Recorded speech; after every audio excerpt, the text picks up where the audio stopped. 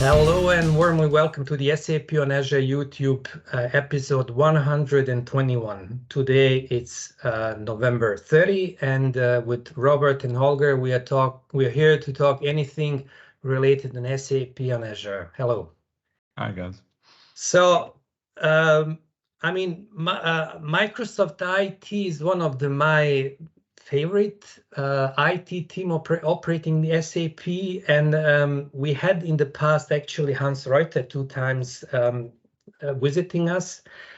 For me, that was a kind of the best session I had because I'm maybe the only customer session, and we are lucky today to have Frederic Huet, also part of the MSIT, but a part of the strategic roadmap guys doing the innovation, designing the openness inside of the Microsoft, operating the stuff and sharing the best practices with many other customers. I see it a huge value. So very happy to have you, Frederic, here in this episode. But anyway, before we start with the main topic and the main guest, let's just quickly go to the news from this week.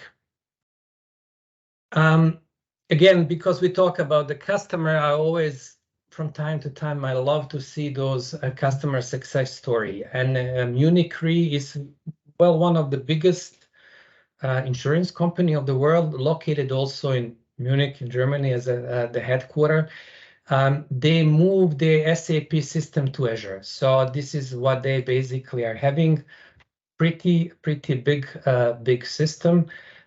They're running exclusively, they said, on HANA. They are on Linux and Red Hat. Here they were mentioning as well, using the premium classical storage and Azure files. Also having a system all around the globe, although the main one it's in the West Europe, and they have a DR in the East Europe. For me, it was a kind of really always an interesting the benefit. How do they see the benefit when migrating the SAP system to Microsoft Cloud? And the main stuff, what they said, that Azure gave them the speed to innovate, because in order to support the new projects, they do not need to wait a month, as maybe a half a year, to get a new hardware. Exactly. So basically they could just deploy the newest stuff, which is certified by the SAP. Try it. If they don't need it, they will throw it again, pay as you go. So all of that, of course, brought a huge value to their business, right? And another interesting part, what I see, it's sizing. So that's, I know, the very topic close to Robert heart. The point is the cloud give you ability to scale it out or up as per your need, right? And they were also telling they were buying a huge machines just to make sure they can cover the peaks, and most of the time they were sitting unused. So I mean, Robert, I believe this is a nice example that customers exactly. This is classical tight sizing, right sizing, what we are trying always to evangelize with our customers.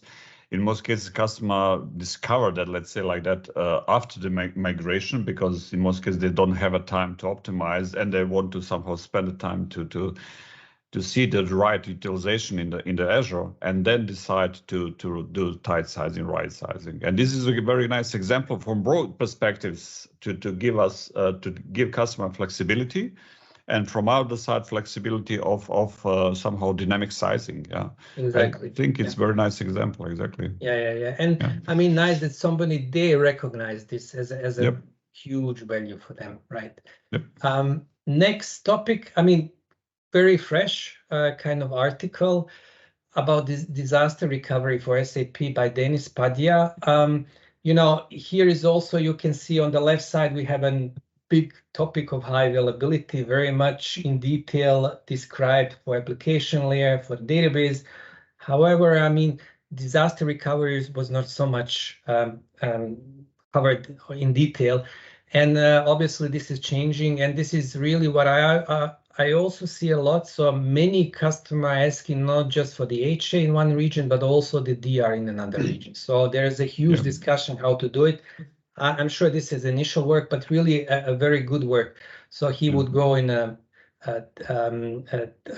RTO and RPO discussion, and what is this about the different infrastructure layers.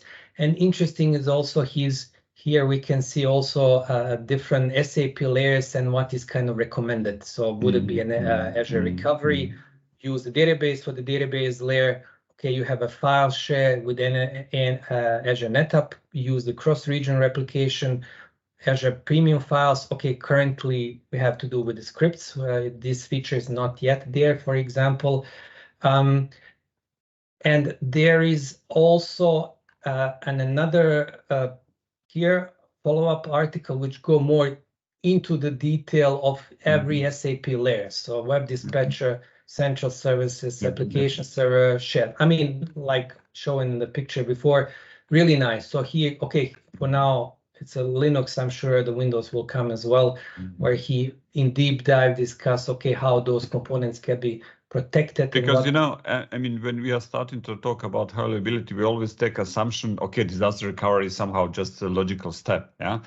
But in these two articles, Dennis actually explained very deep, you know, very precisely tips and tricks, which we also need to consider when we are going a little bit more than classical reliability, because for disaster recovery, we have some challenges regarding latency. So we need to somehow take another approach.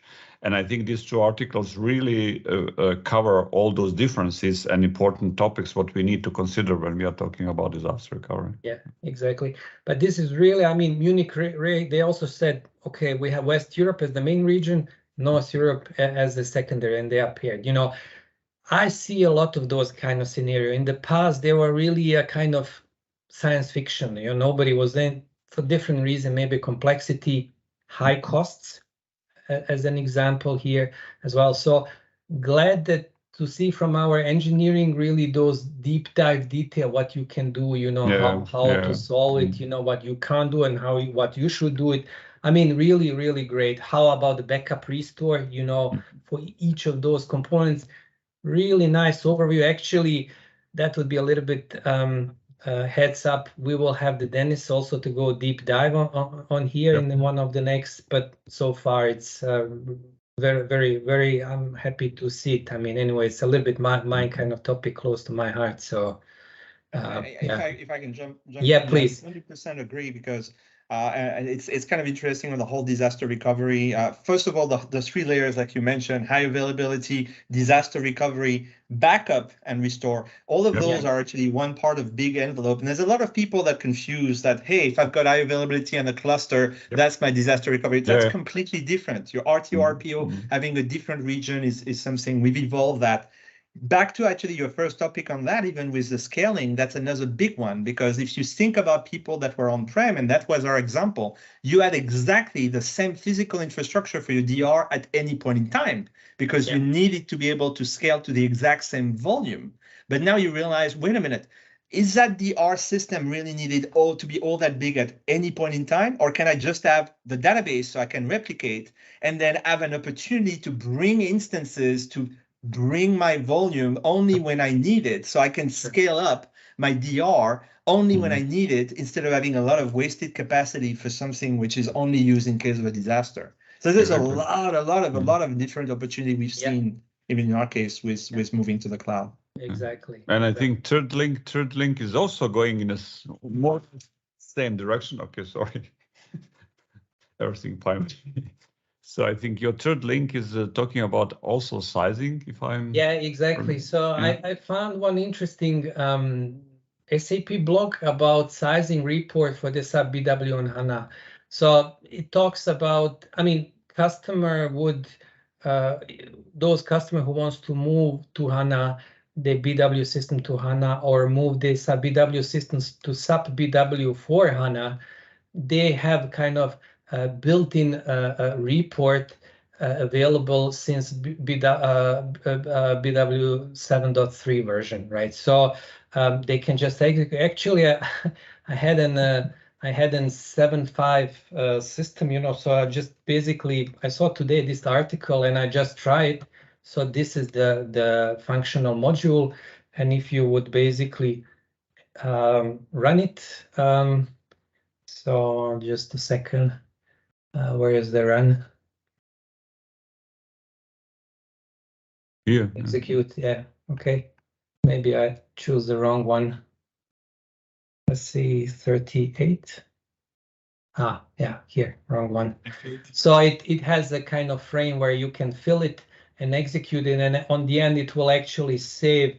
I haven't finished yet, but basically it will save in the work folder, so to say, and HANA sizing txt. So this is a kind of explained into detail in the blog, and also kind of they are talking about link to the SAP notes.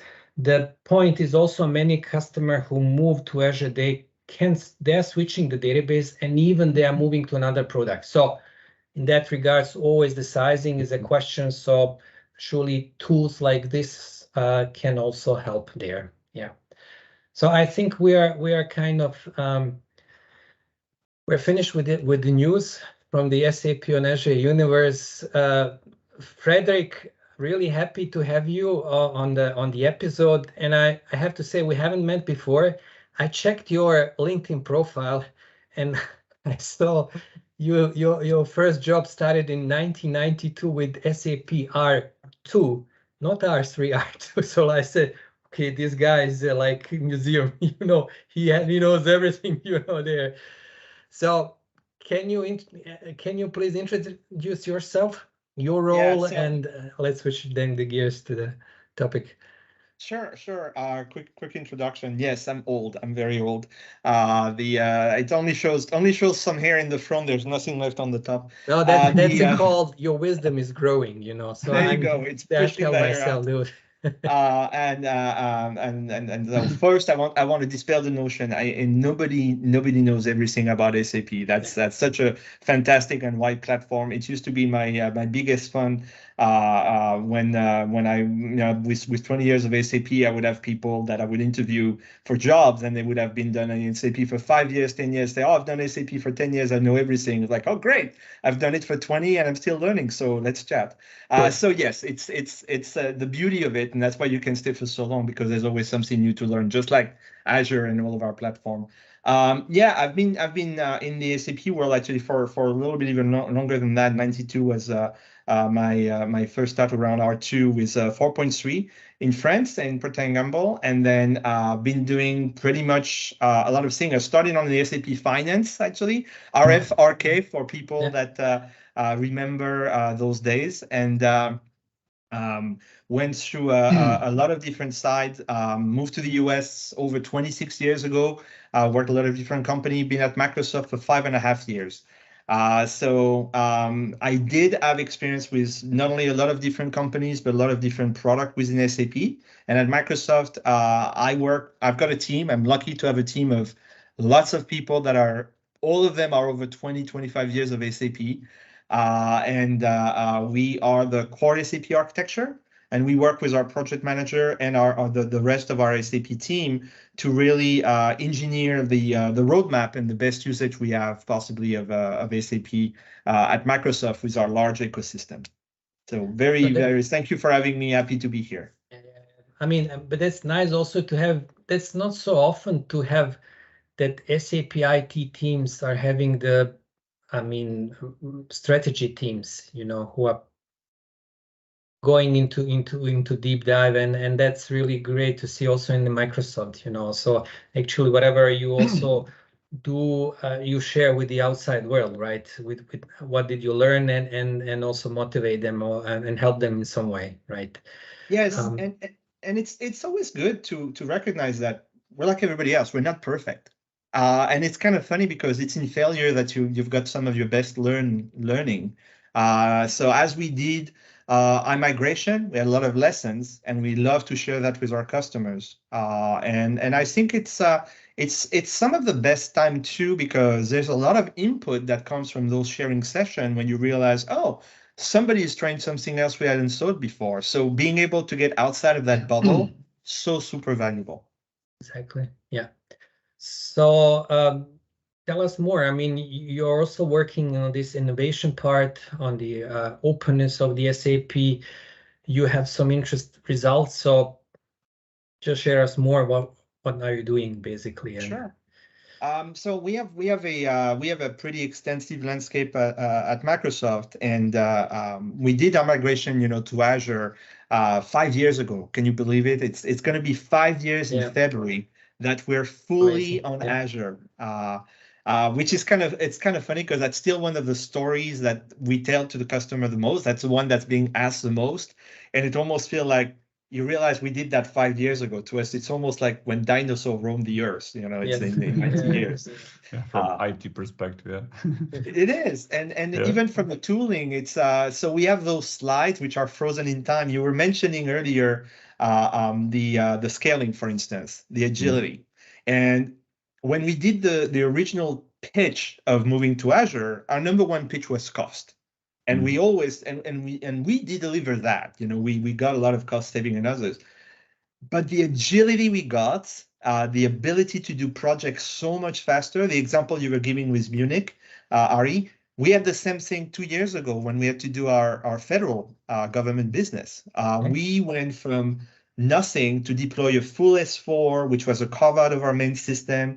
We built it in 3 weeks. We were live with the S4 part in 6 months, with the whole project in 11 months. And we did that during COVID, with nobody being able to be in a single war room at the same time. And that agility, that scalability, we got only because we had made all the bets of moving to Azure before. So that's a big thing. I got a few pictures if that helps to illustrate. Please. So just to share, this is, if my mouse responds, there we go. This is a view of SAP at Microsoft. That's our landscape, and we're very much like most customers that I know. And as you mentioned, I've known a few, which is we're very much in a hybrid mode. We still have a lot of ECC. We have quite a bit of S4. We're committed to moving to the S4 platform, but we're not doing just an upgrade because there's such a shift in the platform that would be a waste a lot of the value. So we're really working through transformation. But quickly going, everything is on Azure. Everything is Azure commercial except that one purple box, which is Azure government. That's the government project I was mentioning. That's another big topic for a lot of people. Like, how do you do sovereignty? How do you make sure that you ensure data residency, et cetera, et cetera? And we all know that compliance is getting harder and harder and harder. So that's one of the things that we have tackled. We know how to do it. We've done it internally. Everything in blue is still NetWeaver stack with our favorite database, Microsoft SQL. And surprisingly, we're very, very good at Microsoft SQL. And to be transparent, we get a really good deal on the licensing. And then on the bottom, everything in orange is HANA, mix of BW4 and S4. Quick attention on the central finance over there. It's using production data. It's not in production. It's a test in production. We use that because we're doing such a transformation of our financial systems that we're doing a lot of parallel runs. So this is our production system. This S4 is in production. Everything else is in production. This is a test in production. So how many virtual machines, let's say, all in all, we have in that landscape? It's a great question. When we first migrated, we were around 800 virtual machines. When we started the project on Azure, was 600 systems we moved. That was the number of servers. Today, we're over 1,000 VM. Wow. Okay. But I cannot tell you how many we have at any given point unless I go check. Okay. Because to the same point, we start and stop systems all the time. Exactly. Another big things we changed is we used to have those huge application server, big machine. And when we moved them, we initially moved them the same way, lift and shift. Okay. And then when we innovated on Azure, we broke them into many more systems, but much smaller machine. So where we used to have one big application server, now we have 12. They're much smaller.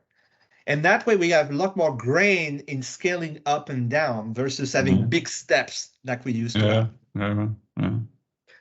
So that's interesting. So that was showing a kind of better approach having a more smaller one than less bigger machines?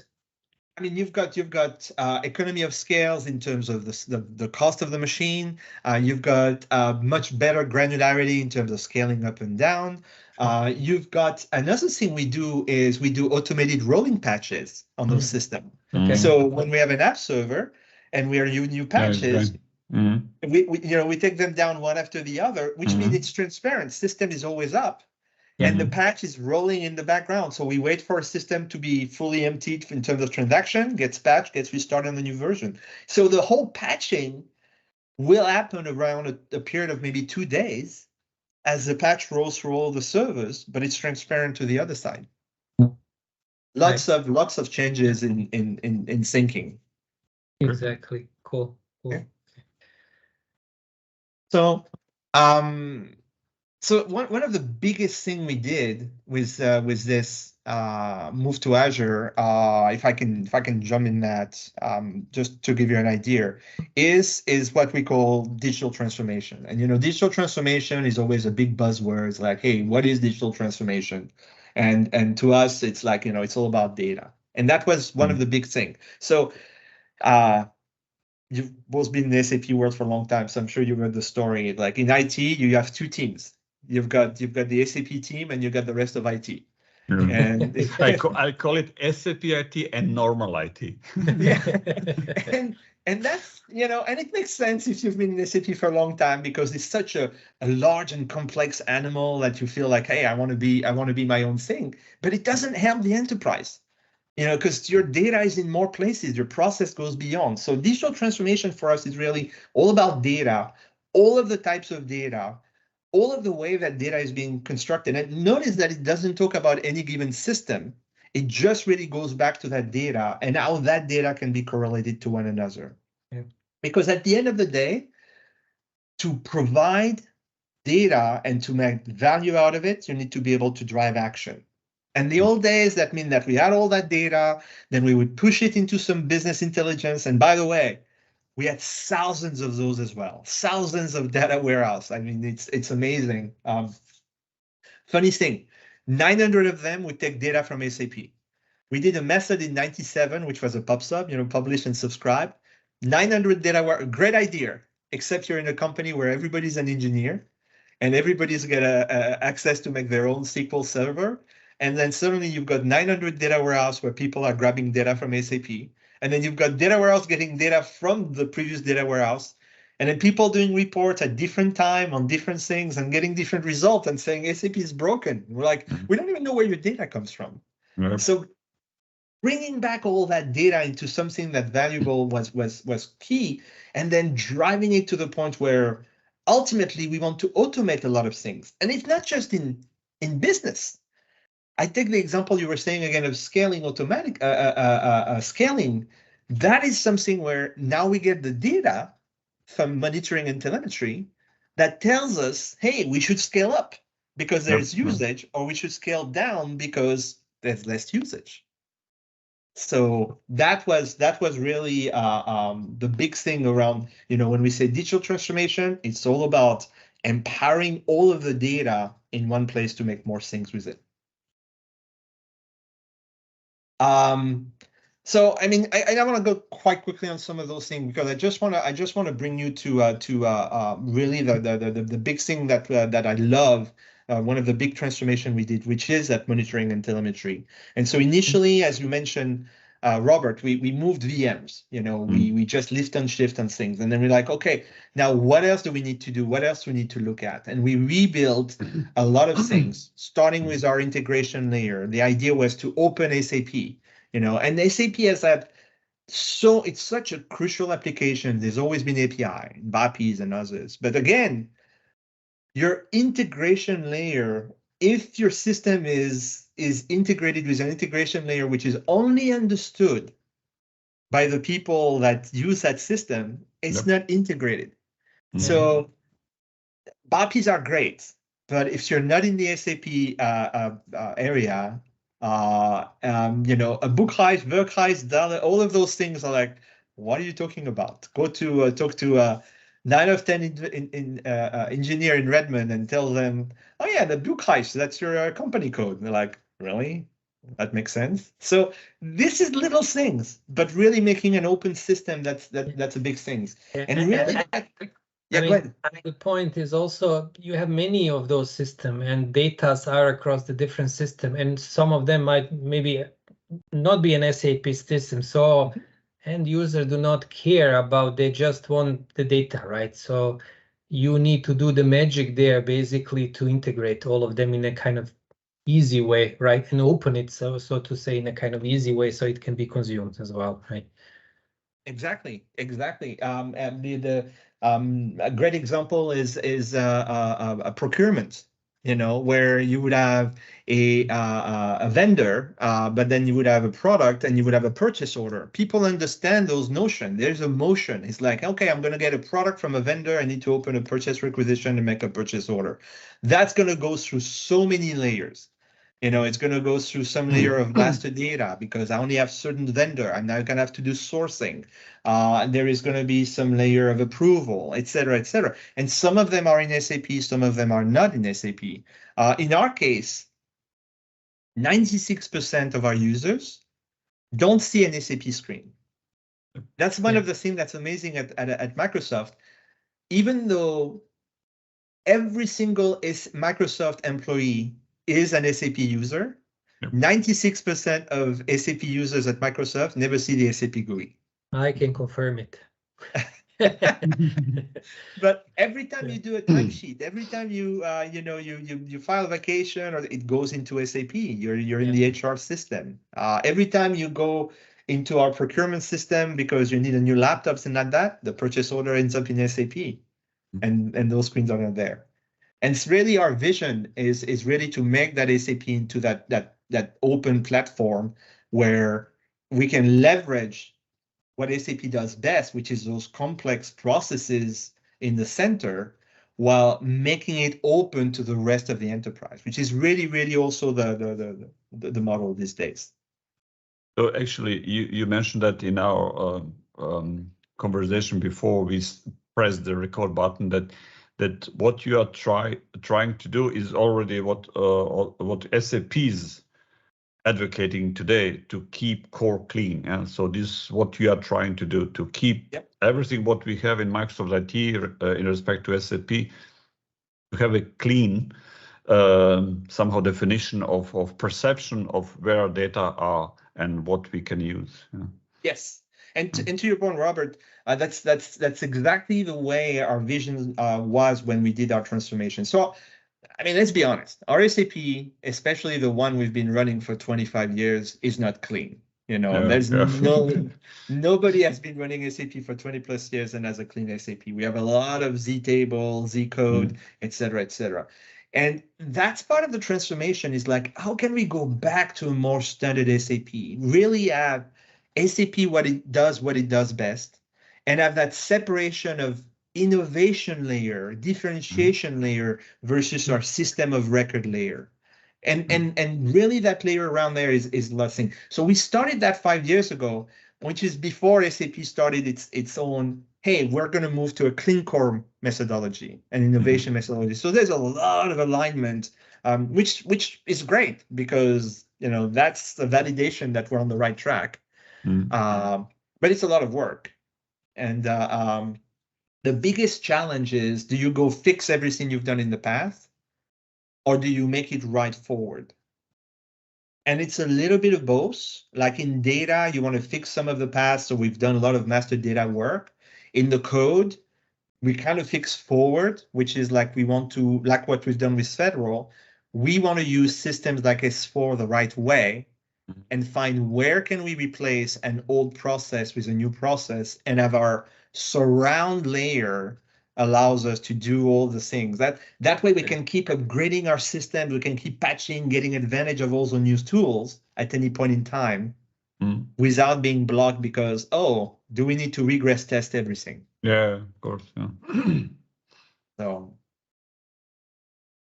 So that's the 100,000 foot view of it. It's all about integration, telemetry, just not just business, but also operational and others, so we can see things that are happening. And yes, you can see a lot of that in Solution Manager, but guess what? If I say to my users, hey, go into Solution Manager, I'm back in SAP IT, not in overall IT. Everybody can go in Azure Monitoring in the company.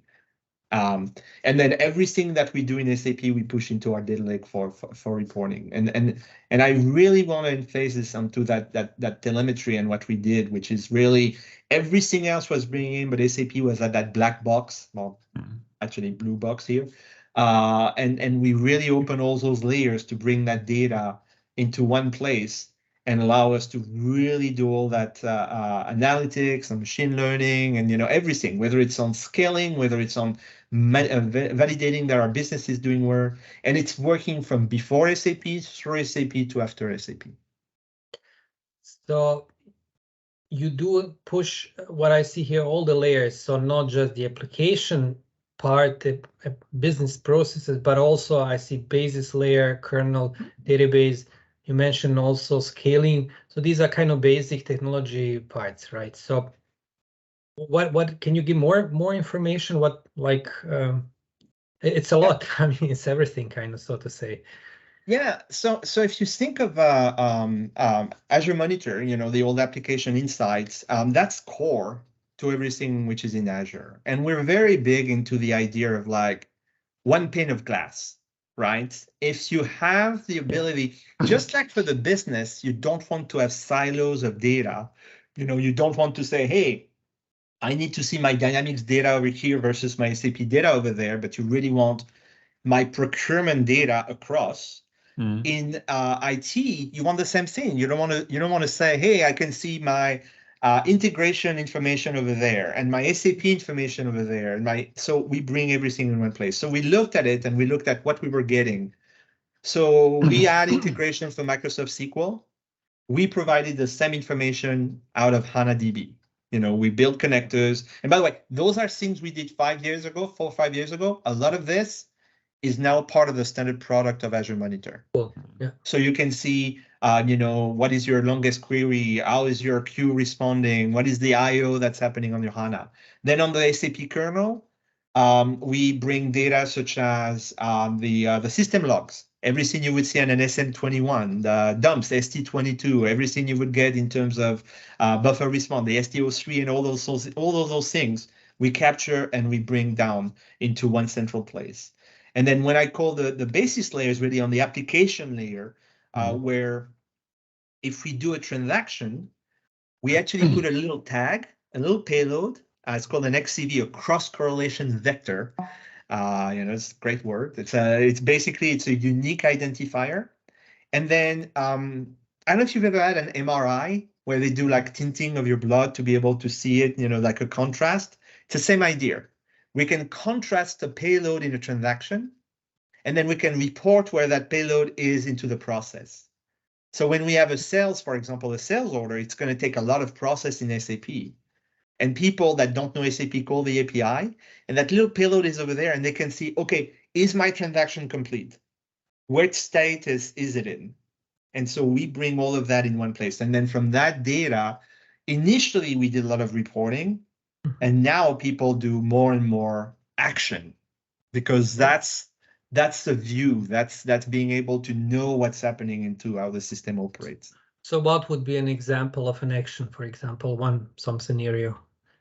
Okay, well, so there's been a lot of scenarios around originally technical IT scenario. Those were the first ones. So scaling is a great example. Okay. Where we would get a large order, we would know that, hey, that order is coming in. We can see it in the upstream system. Let's start some more application service so we're going to be able to tackle it. So that was one good example. Okay. We now, what's funny is the business has started to realize that operational data is available to them just like the transactional data. So our finance friend, one of the challenges they were having was closing the books, because and I mean, like, when I say it's a challenge, it's just because we're a large company. There's many large company, so we have hundreds of company code. And it's a dance, it's like, hey, is that country done? Is all those company code done? And it just piles up and up and up and up. And it's a really big synchronization. And there's no way, because it's happening in all those different systems. Some of it is dynamic, some of it is NetSuite, some of it, all over the place in SAP, with SAP having the final books, there's no way for them to know what is done, not done. And initially they would call IT, and we would synchronize with them and tell them things are done. And then they realize, hey, we can see the integration, we can see the jobs from all those systems done into that monitoring system, and we know how to write dashboard and applications. So they build themselves a Power App. I've got a demo of it. If you want, I can. Yes, I can. Yeah, please. Let me jump over there. There. They built a Power App. This is a demo screen, by the way. So none of the data I'm showing is accurate. So if everybody's thinking, hey, let me look at this Microsoft production, you're going to be sadly disappointed with what I'm showing you today. But they look at everything which is before we close at the end of the month, so quarter of the year. So where are we doing in terms of our revenue? And then once we closed, what have we done in terms of process? So let me go into this one just to show you the kind of things. And as you can see, the date it's frozen in time, but it shows this is year-end fiscal, and you can see both. This is everything, but we can split it to look at only what we do from a corporate standpoint, from a federal standpoint. I mentioned that we have the two different systems over there. So this is really the corporate, and there's a lot less of them on the federal side. There's a lot less activity that's happening. But going back to the overall, see on the federal side, there's a lot of things because it's a simpler environment. They don't have all the other surround and the other country. Obviously, Microsoft US federal government only operates in one country, which is the United States. So there's a lot less other companies to aggregate from the financial standpoint. But back over there, just to show you, you can see all of the things that happened before the end of the month and things that happen after the end of the month. And for each area, you can see which job has to run when. Everything that's green means the job is completed and has run. Yellow means that there's been potentially an issue. If I click on it, I can see the details, so I can see the different jobs and when they've run. I can see this one is yellow because it actually breached an SLA, so it ran longer than it should have. And I can see how many minutes have been lost. So I can do a post-mortem and try to understand what was happening over there. Why was the system slow? Or was there more data this time? Or is it something, lessons learned for next time? So we have that feedback loop of information. I can see all the critical activities that are happening. And then from there on, I've got a view for the daily trend of, is there any incident? Is there a job that I've broken? Everything I showed you, nothing was red. But if things were red, I would be able to go all the way into my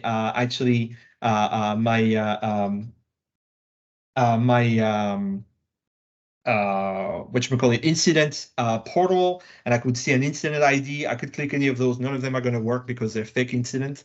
Nothing's broken right now. But this is a good place for people to know, okay, that step is broken. What's happening? Why did it break? When is the fix? So there's that central place. I mean, I'm just imagining also this is useful from lower level people up to the higher management, because it gives you, so to say, a kind of transparency, how healthy my system is. Do we have an issue, So in some way, reporting is easy for you. It's always there. I mean, it's somehow like, finally you are understanding how business flow is going and what is wrong, what is not wrong, because you're collecting telemetry from IT perspective. We know how to do that. But now we are going a step further and collecting also how business processes are working, how batch jobs are reacting, and so on. So we now understand how business is working. So we don't need to ask them. So we see that from telemetry, and we can then create a little bit intelligent decisions after that. It's nice. It's very nice. You're so right, Robert. And it's funny because it's not only we don't need to ask them. They didn't need to ask us. They built the original version of that dashboard without even telling us, which was funny. They used to call us all the time to understand where they were, what job was done or not. And then one day they stopped calling. And then we find out why, because they had built themselves a app. Now, the version I showed you is the one that we actually rebuilt beyond that with IT, because then we saw, oh, this is valuable for you. We didn't have all those details. Now we have them. Let me add a layer that's valuable for me, which is tracking all those SLA. And say, oh, that's great. Now, if you tell me something is broken, can you also tell me where I can see the information? So then we added the connection to our own internal incident management system. So to your point, it's all about providing that extra layer of intelligence so people can make more informed decision. And it's amazing, impressive. And I think you can, I assume you can also simulate many scenarios in direction of what if. So you can somehow say, okay, based on this data, we can analyze and make prediction. What if Black Friday, whatever, just dummy example, then we can say, okay, from infrastructure perspective, we will need maybe 10 additional application servers. From a business perspective, you can achieve those goals in 3 days or 3 hours or 3 minutes. So this is somehow, nice. Very nice. And that's a great example. The thing that we had, for instance, the fact that we have that yellow light that says that we've breached an SLA. Breach SLA for an internal thing. It's internal business. It's like, okay, who cares? The job completed. Return code was 0, everything was fine. It's like, but it ran 30 minutes later, which means that this is what happens with everybody else being pushed 30 minutes down, which is something that is important to the business, which doesn't necessarily bubble up back to IT. And then you can start putting a dollar value on that 30 minutes. Because there's one stuff what you mentioned is the part of the automation where you married the business processes with the infrastructure need, like something is coming out and it might happen that you need additional compute power on the application server. Let me start it in, for example. This is the kind of one of the holy grail of the, who all this will become rich with SAP, not an easy. So I'm really impressed, with these kind of, because that bring also the business and need, automating the need as on the infrastructure, pushing as per, so I have to say it is impressive, There's a lot of value and there's a lot of possibilities and opportunities.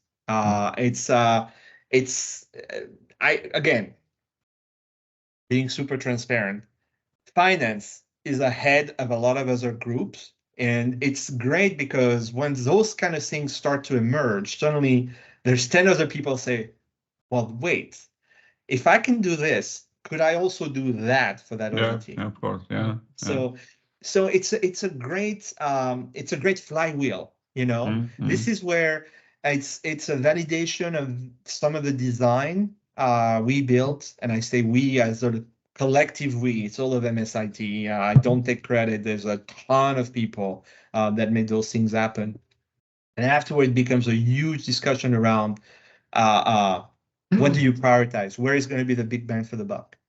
But to your point, Robert, there is also the flexibility of a what if.